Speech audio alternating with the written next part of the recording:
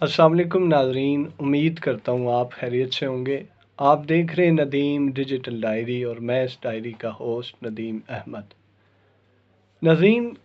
کل آپ نے ڈی چوک میں جس طرح کے مناظر دیکھے، ٹیلی ویژن پر دیکھے، مختلف ٹی وی چینلز نے آپ کو سارے مناظر دکھائے، اور پھر سوشل میڈیا پر آپ نے جس طرح کے مناظر دیکھے، انتہائی دل خراش مناظر تھے۔ ایسے لگتا تھا کہ جیسے دو مد مقابل دشمن آپس میں ایک دوسرے کی جان کے درپے ہیں۔ ایک طرف ریاست تھی اور دوسری طرف ریاست کے شہری تھے، اور وہ لوگ تھے جو ریاست کے ان شہریوں کو اس پورے پروسیس سے گزار کر لانگ مارچ سے اور پھر دھرنے کی شکل اور پھر پورا جو ڈی چوک کا منظر تھا اس تک لائے۔ ناظرین، اس پوری صورتحال کا جائزہ آپ ہر ذہن اپنے انداز سے، ہر فکر اپنے انداز سے، اپنے علم اور اپنی ذہنی استعداد اور سوچ کے استعداد کے مطابق جائزہ لیتی رہتی ہے۔ اسی طرح میڈیا چینلز پر بیٹھے اینکرز، صحافی اور تجزیہ نگار، ان کے جو تجزیہ آتے ہیں، ان کے جو تجزیات آپ کے سامنے آتے ہیں وہ آپ نے سنے، اور ہر ذہن کسی نہ کسی فکر میں بیٹھا ہے کہ یہ صورتحال دراصل ہوئی کیا، کس کا قصور تھا؟ ریاست کا۔ لاشیں کتنی گرائی گئیں، وہ لاشیں کہاں ہیں، اور پھر جو لاشیں گرانے والے تھے وہ کون تھے؟ ریاستی نمائندے تھے، ریاستی اعلی کار تھے، یا وہ لوگ تھے جو ڈی چوک تک ایک عام شہری کو، ریاست کے ایک عام شہری کو جس کی حیثیت ووٹر کسی ہے، جس کی حیثیت ایک عام پاکستانی کسی ہے، اس کو لے کر آئے۔ اور یہ دراصل پورا سانحہ اور یہ جو پورا سینیریو، یہ جو پورا ایک گراؤنڈ بنایا گیا، یہ ساری سچویشن دراصل تھی کیا؟ ناظرین، آپ اندازہ کریں باریک بینی سے تو آپ اس نتیجے پر پہنچیں گے کہ تحریکوں کی ایک تاریخ ہے۔ مختلف ادوار میں مختلف سیاسی تحریکیں اٹھی اور اٹھتی رہتی ہیں اور اٹھتی رہیں گی۔ ان کے اپنے ایک انداز ہوتے ہیں، ان کی اپنی ایک اسٹریٹجی ہوتی ہے۔ لیکن جو حالیہ دنوں میں آپ نے تحریک دیکھی اور اس کا جو ڈھانچہ آپ نے دیکھا، اس پر اگر آپ بغور مشاہدہ کریں اور اس کا جائزہ لیں تو آپ اس نتیجے پر پہنچیں گے کہ دونوں طرف قصور دونوں کا ہے، ریاست کا بھی اور ان لوگوں کا بھی جو ریاست کے مد مقابل آ کر کھڑے ہو گئے۔ اگر بات عمران خان کی رہائی کی ہوتی تو پھر عمران خان کی رہائی کروا کر جاتے، اور یقیناً آپ نے دیکھا کہ ڈی چوک پر تنہا لوگوں کو چھوڑ کر اس پورے کراؤڈ کو جو جذبات کی صورت میں جو اپنے قائد کو رہا کروانے کی ایک جذباتی کیفیت کے ساتھ اتنا لمبا طویل سفر کر کے آیا، اور اس اعتماد کے ساتھ آیا کہ ہمارے ساتھ جو قیادت ہمارے ساتھ ہے وہ ہمارے ساتھ رہے گی تا وقت کہ ہم اپنے قائد عمران خان کو یہاں سے بازیاب کروا لیں یا رہا کروا لیں، جو بھی آپ اس کو نام دے لیں۔ لیکن آپ نے دیکھا کہ وہ قیادت، میں تو اس کو قیادت نہیں کہتا، میں تو فرسودہ مکروہ کردار کہوں گا، یہ سارے دراصل بے روزگار لوگ تھے۔ کچھ بے روزگار تھے، کچھ برسر روزگار تھے، کچھ کو عمران خان کی وجہ سے روزگار مل چکے تھے، وہ تو مطمئن تھے کہ عمران خان باہر آئے یا نہ آئے انہیں اس سے کیا غرض، ان کے روزگار تو لگے ہیں۔ کچھ بے روزگار تھے جو آزاد کشمیر سے آئے اور مختلف اضلاع سے آئے، ان کو ظاہر ہے مستقبل میں ٹکٹ کی بھی فکر ہوگی، اور انہیں پارٹی ٹکٹ کی فکر ہوگی کہ پارٹی ٹکٹ کے لیے انہیں جدوجہد کا ایک سلسلہ پیش کرنا ہے، وہ جدوجہد انہیں پیش کرنی ہے۔ یہ ساری جو اسٹرائک ہے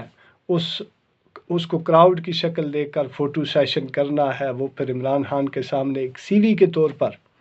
پیش کی جانی ہے، اور اس کے بعد پھر ٹکٹ ہوں گے، پھر اناؤنسمنٹ ہوگی اور ان کے روزگار لگیں گے، الیکشن ہوگا، پھر وہ جیتیں گے، کوئی وزیر بنے گا، کوئی مشیر بنے گا، کوئی کیا۔ کچھ تو بے روزگار اپنی بے روزگاری کو روزگار میں بدلنے کی ایفرٹ لے کر آئے تھے۔ کسی کو غرض نہیں تھا کہ عمران خان کو رہا کرنا ہے یا نہیں کرنا، ہر شخص اپنے ذاتی مفاد کے پیچھے آیا تھا۔ بیچاری بھولی عوام، اسے نہیں معلوم تھا کہ یہ تحریک دراصل ہے کیا۔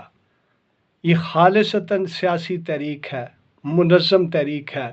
اس کی تربیت کیا ہے، قیادت کے اندر کتنی صلاحیت ہے اس کو چلانے کی، اس سے وہ سارے نابلد تھے۔ ہم پاکستانیوں کا اور بحیثیت قوم، پوری قوم کا المیہ یہ ہے کہ ہم بنیادی طور پر جذباتی ہیں۔ ہم فوراً سے جذبات میں آ جاتے ہیں، ہائپر ہو جاتے ہیں، اور ہم ایک دم سے جذبات کی ناؤ میں بہہ جاتے ہیں اور دوسرے پر تلوار لے چڑھ کے دوڑتے ہیں۔ ہمیں یہ لگتا ہے کہ بس جذبات جو ہی اٹھے، وہ جذبات کی روش جب ہم اختیار کریں گے تو سارا کچھ ہم ایک دم سمیٹ کر لے جائیں گے، جو بھی ہمیں اپنی مرضی کے مقاصد ہوں گے وہ ہم حاصل کریں گے اور حل کر لیں گے۔ حالانکہ بات ایسی نہیں ہے۔ آپ دیکھیں کہ جن لوگوں نے اس تحریک کا آغاز کیا، ان میں کچھ بے روزگار اور کچھ برسر روزگار۔ وہ جو برسر روزگار تھے وہ اس قیادت کو، اس پورے کراؤڈ کو لیڈ کر رہے تھے۔ ان کی حیثیت قیادت کی سی تھی،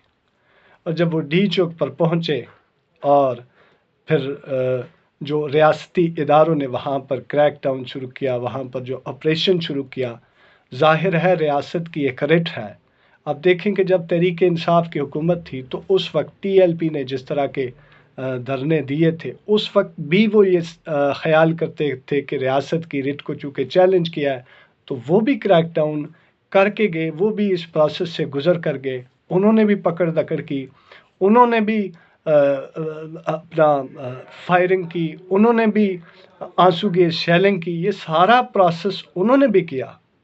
لیکن وہ سارا کچھ ریپیٹ ہو گیا ان پر بھی۔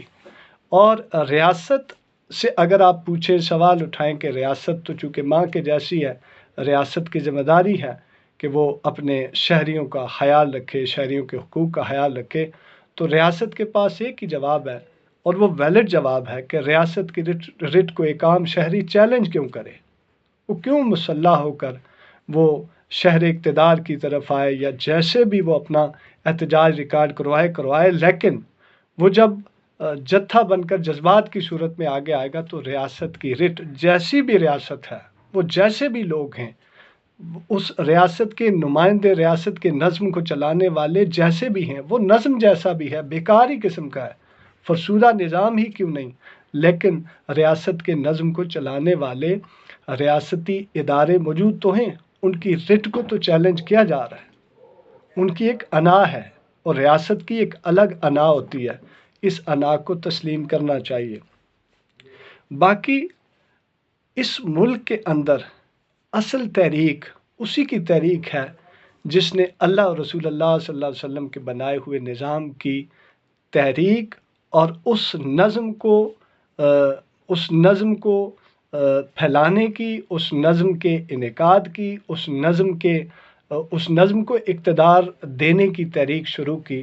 تو وہی خالص تحریک ہے۔ اس کے علاوہ ساری تحریکیں انفرادی حیثیت پر ختم ہو جاتی ہیں، ان کی حیثیت ذات کی سی رہ جاتی ہے، ذاتی مقاصد، ذاتی فائدوں کی سی رہ جاتی ہے۔ ہر شخص کو اپنی ذات عزیز ہے، ہر شخص کو اپنا مفاد عزیز ہے۔ کسی کو بیوروکریسی میں جانا ہے، وہ اس لیے سپورٹ کرتا ہے، کسی کو اپنا وزیر اعظم شپ پر پہنچنا ہے، وہ اس لیے اسٹرگل کر رہا ہے، کسی کو کابینہ کا حصہ بننا ہے، وہ اس لیے اسٹرگل میں لگا ہے، کسی کو مشیر بننا ہے، وہ اس لیے اسٹرگل لگا ہے۔ نواز شریف صاحب اندر ہوں، آصف علی زرداری صاحب اندر ہوں، ان کو اٹھانے کے لیے، ان کو رہا کرنے کے لیے جو بھی آئیں گے، ان کے بھی ذاتی اغراض و مقاصد ہوں گے۔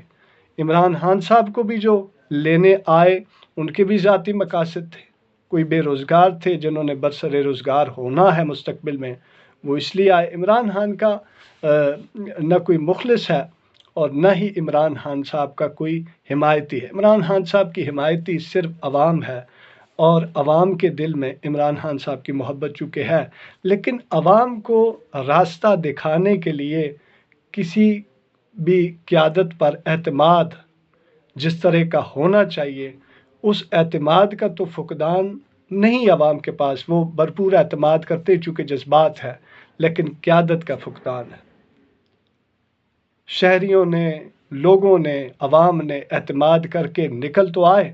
لیکن ان کو تنہا چھوڑ کے وہ ساری قیادت، کچھ برسر روزگار تھے اور کچھ بے روزگار تھے، وہ سارے کے سارے منتشر ہو کے پھر اپنے اپنے گھروں کو لوٹ کے عوام تنہا چلے گئے۔ اب خبریں گردش کر رہی ہیں، کوئی حمایتی بن رہا ہے، ہمارے اتنے بندے مار دیے، ریاست کہہ رہی ہے ہم نے نہیں مارے۔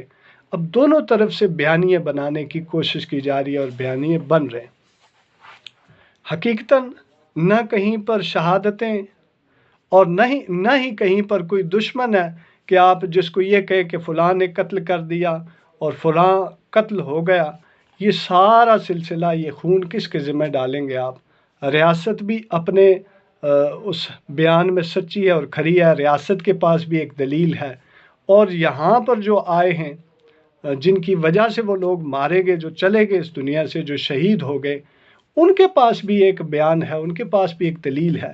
اب یہ دلیل قیامت والے دن اللہ کی بارگاہ میں پیش ہونی ہے، اور اللہ ہی بہتر جانتا ہے کون سچا ہے اور کون کھرا ہے، لیکن اللہ کے ہاں وہی سچا ہے، وہی کھرا ہے جس نے اللہ کے نظام کی خاطر جدوجہد کی اور وہ شہید ہو گیا۔ ذاتی مقاصد لے کر جو بھی چلا جائے، وہ ریاست کے خلاف جائے یا کہیں اور ہاتھا پائی کرے، جنکشن پیدا کرے، جنگ کسی صورتحال پیدا کرے، وہ ذاتی اغراض و مقاصد کے ساتھ کسی مقام تک نہیں پہنچ سکتا۔ ایسی بات نہیں ہے۔ اللہ کے ہاں یہ جو پرکھ ہے، اس کے نظام کا انعقاد کرنا، اس کے نظام کی ترویج و اشاعت کے لیے جس نے جو سٹرگل کی اور جہاں تک کی، اس کی سٹرگل کو قبول کیا جائے گا، اس کی شہادت کو قبول کیا جائے گا، اس کے قتل کو، اس کے خون کے بہنے کو قبول کیا جائے گا۔ علاوہ ازیں سارے ذاتی مقاصد لے کر آئے، ایک عام شہری کو اس کے قتل کا بدلہ میری نظر میں وہ ریاست پر بھی پڑے گا اور ان لوگوں پر بھی پڑے گا جنہوں نے ریاست کے مد مقابل ایک عام شہری کو، ایک عام ووٹر کو، ایک عام سادہ لو انسان کو بہلا کر، پھسلا کر، جذبات کی نظر کر کے ریاست کے مد مقابل لا کھڑا کیا، اس پر بھی پڑے گا۔ یہ ذمہ داری ریاست پر بھی اور دونوں پر ہوگی۔ دونوں قاتل ہیں، نہ وہ کہ جو یہ بیانیہ دے رہے ہیں کہ ہمارے کارکن مار دیے گئے، وہ ان کے کارکن تھے، لیکن وہ دراصل عمران خان کے کارکن تھے، اور وہ جن کے پیچھے چلے تھے وہ انہیں تنہا چھوڑ کر چلے گئے، بھاگ گئے۔ اس کے بعد پھر سادہ لو عوام کا اللہ ہی حافظ تھا، کوئی کشمیر کو بھاگ گیا، کوئی KPK میں چلا گیا، کوئی کہاں چلا گیا، کوئی کہاں چلا، کوئی بھی سینئر قیادت وہاں پر موجود نہیں تھی۔ تو ریاست کے ہتھے جو چڑھتا تھا، تو ریاست نے اپنی رٹ کو، ریاست کی رٹ کو جس نے چیلنج کیا تھا، تو ریاست کے مد مقابل جو بھی نظر آیا، ریاست کا قانون پھر ظاہر اندھا ہوتا ہے، تو اس کے اندھے قانون، اس کی اندھی لاٹھی میں جو آتا گیا، اس نے وہ ڈانگ پھیری ان پر۔ اللہ کریم شہید ہونے والوں کے درجات بلند فرمائے، اور ان تمام لوگوں کو اس فکر کو سمجھنے کی، نظام اور تحریکوں کی فکر کو سمجھنے کی اور اس حقیقت تک پہنچنے کی توفیق عطا فرمائے کہ دراصل تحریکیں ہوتی کیا ہیں، وہ دراصل نظام کیا ہے جس کے لیے جدوجہد کرنی چاہیے۔ اللہ کے ہاں کس نظام کی قبولیت ہے؟ اللہ کے ہاں ایک ہی نظام ہے، اللہ اور رسول اللہ صلی اللہ علیہ وسلم کا یہ نظام، جسے اسلام کا نظام کہتے ہیں، جس میں شریعت ہے، جس میں لوگوں کے حقوق ہیں، جس میں انصاف ہے، جس میں فلاح انسانیت ہے، جس میں سوشل سیکیورٹی سسٹم ہے، جس میں اولڈ ایج بینیفٹس ہیں، جس میں بچوں کے حقوق ہیں، بوڑھوں کے حقوق ہیں، عورتوں کے حقوق ہیں، جس میں عزتیں پامال نہیں ہوتی۔ یہ سارا سٹرکچر جس کے پاس بھی ہے، اور جو بھی اللہ اور رسول اللہ صلی اللہ علیہ وسلم کے قریب ہے، جو خطبہ دینا جانتا ہے، جو مسجد میں نماز پڑھانا جانتا ہے، جو امامت کرنا جانتا ہے، جس کی اقتداء میں کھڑے ہوں مقتدی تو وہ ان کی نماز سیدھی کر سکے۔ وہ نظام سمجھتا ہے اللہ اور رسول اللہ صلی اللہ علیہ وسلم کا، اور وہی حقیقی نظام کو جاننے والا ہے اور وہی حقیقی نظام کی سٹرگل میں لگا ہے۔ ندیم ڈیجیٹل ڈائری دیکھنے کا شکریہ، تھینک یو، سلامت رہیں، ملیں گے کسی اور انفارمیٹیو ویڈیو میں۔